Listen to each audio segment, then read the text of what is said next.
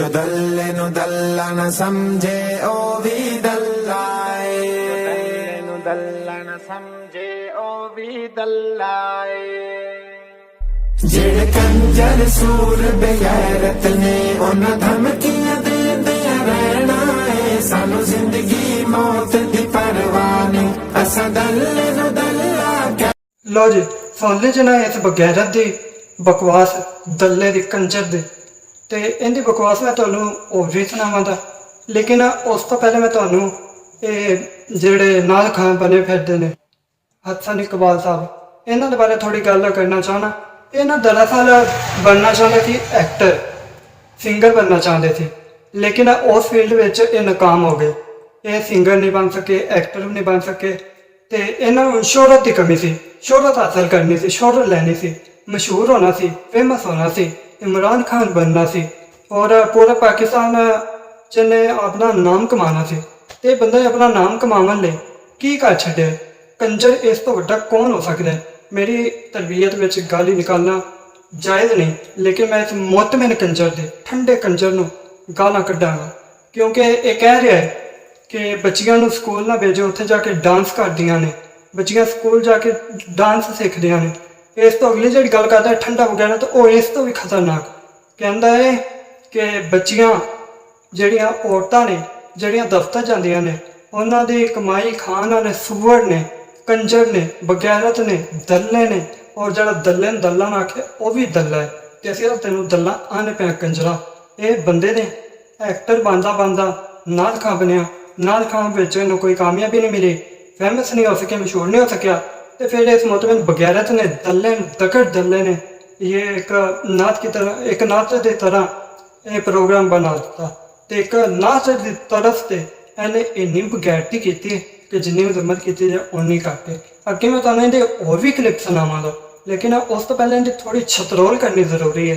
ये दगड़ दल्ला ये एक्टर तो ना बन सकिया, नात खान च भी इन्हूं कोई कामयाबी नहीं मिली, तो इन्हें फिर एक ऐसी नात बनाई कि जिंदे विच इस्लाम का मजाक बना के रख दिता।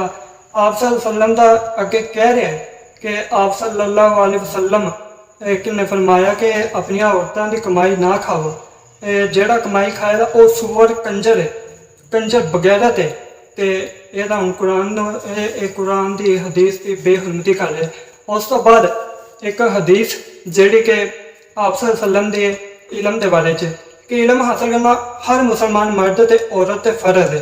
तो यह बंदा की बगैरतियाँ कर रहा है कि कहता पे अपनी बच्चियों को घर बिठा लो, अगर कोई एक स्कूल जा रही है उन्होंने ढा लो, दूसरे को स्कूल भेजन लगे जो तो उन्होंने ना भेजो। एडा मुतमिन बगैरत बंदा आप सल्लम की हदीस का भी मजाक उड़ाता पाया है। आप सल्लम ने तो वाज़ह तौर पर फरमाया थे कि इलम हासिल करना हर मुसलमान मर्द औरत फर्ज है। तो ये दगड़ दल्ला ये की कह रहे हैं कि स्कूल छुड़वा देवो, तो ये हदीस की एक मजाक उड़ाया बंदे ने। इनके खिलाफ मुकदमा होना चाहिए, इनके पर्चा होना चाहिए, इन जेल के अंदर करना चाहिए, ताकि इवें बकवास करने का अगे तो कोई सोच भी ना सके।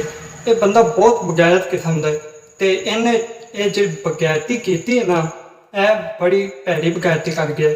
तो उस तो बाद फिर कहता है कि अपनिया औरतों को दफ्तर ना भेजो, तो जड़े अपनिया बेटियां भैनों धियां दफ्तर भेजते हैं, कोई वो काम करदियां ने, वो दल्ले बगैरत सुअर ने।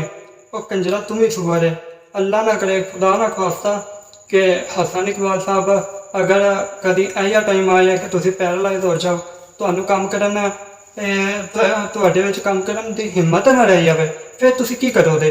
तुहाडा कोई कमावन वाला ना होवे, तो फिर तो तुसीं अपनी किसी धी भैन बेटी बीवी नूं किते ना किते जॉब लवाना है, नौकरी लवाना ही लवाना है। तो इस तरह पाकिस्तान के अंदर जो माशरा है साडा, इहदे विच अजकल बहुत बुरा सिस्टम चल रहा है। तो औरत अगर ना कमाए तो घर का नहीं चल सकता, घर बार तबाह हो जाता है। अक्सर ऐसा होता है कि मर्द फौत हो गया, अगर कोई शोहर फौत हो गया, बीवी बेवा हो गई है, बेटियां, तो वो कहाँ से खाएं, वो कहाँ से अपना पेट पालें, वो कहाँ से पैसा लेके आए? उन्होंने तो फिर जॉब करनी है, तो उन्होंने मजबूरी है। लेकिन तू दलिया की कह रहे हैं, तो इवें तो अल्लाह ना करे, खुदा ना खास्ता, अल्लाह लख लख बरी ना करे कि तेरे नाल ये हो जाए। अगर हो गया तो फिर तुम अपनी धी नूं दफ्तर भी भेजेगा, फैक्ट्री भी भेजेगा, ਨੌਕਰੀ ਵੀ ਕਰਾਵੇਂਗਾ, ਉਹਦਾ ਪੈਸਾ ਵੀ ਖਾਵੇਂਗਾ, ਉਹਦੇ ਪੈਸੇ ਤੇ ਇਲਾਜ ਵੀ ਕਰਵਾਵੇਂਗਾ ਤੇ ਠੰਡਾ ਮੁਤਮਿਨ ਬੰਦਾ ਹੈ ਤੂੰ। ਤੇ ਤੇਰੀ ਔਕਾਤ ਜਿਹੜੀ ਉਹ ਨਜ਼ਰ ਆ ਗਈ ਹੈ ਤੇ ਤੂੰ ਸ਼ੋਹਰਤ ਹਾਸਲ ਕਰਨ ਲਈ ਨਾਤ ਤੇ ਤਰਸ ਤੇ ਇੱਕ ਤੂੰ ਆਪਣਾ ਡਰਾਮਾ ਰਚਾਇਆ।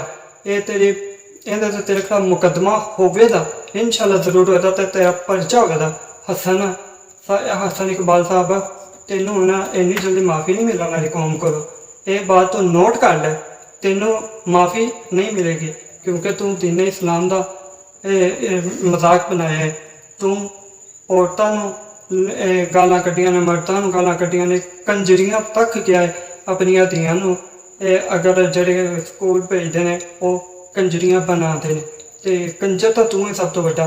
ਕੀ ਖਿਆਲ ਹੈ ਕਿ ਤੇਰੀ ਧੀ ਭੈਣ ਜਾਂ ਕੋਈ ਹੋਰ ਸਕੂਲ ਨਹੀਂ ਪੜ੍ਹੇ ਹੋਵਾਂਗੇ, ਜ਼ਰੂਰ ਪੜ੍ਹੇ ਹੋਵਾਂਗੇ ਤੇ ਫਿਰ ਤਾਂ ਕਹਿ ਸਕਦੇ ਹਾਂ ਕਿ ਉਹ ਵੀ ਡਾਂਸ ਸਿੱਖਦੀਆਂ ਨੇ, ਕੰਜਰੀਆਂ ਨੇ, ਬਗੈਰਤੀਆਂ ਨੇ।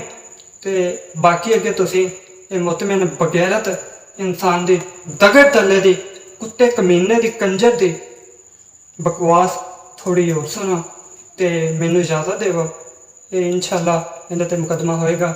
ਇਹਦੀ ਹੁਣ ਬਕਵਾਸ ਸੁਣੋ ਤੁਸੀਂ ਤੇ ਮੇਰੇ ਵੱਲੋਂ ਅੱਲਾ ਹਾਫਿਜ਼। ਮੈਂ ਜਿੰਨੀ ਮਦਦ ਕਰ ਸਕਣਾ ਉਹ ਕਰ ਚੁੱਕਿਆ। तुसा इज्जत वेच के ना खाओ, दफ्तर विच धियां ना लाओ, धी घर च बिठाओ ते थानू, धी घर च बिठाओ ते थानू असां खच करके की लैना है। जेड़े कंजर सूर बेगैरत ने उन्हां धमकियां देंदे रहना है। सानू जिंदगी मौत दी परवाह नहीं, असां दल्ले नू दल्ला कहना है। जो दल्ले नू दल्ला न समझे ओ भी दल्ला है, जो दल्ले नू दल्ला न समझे ओ भी दल्ला है।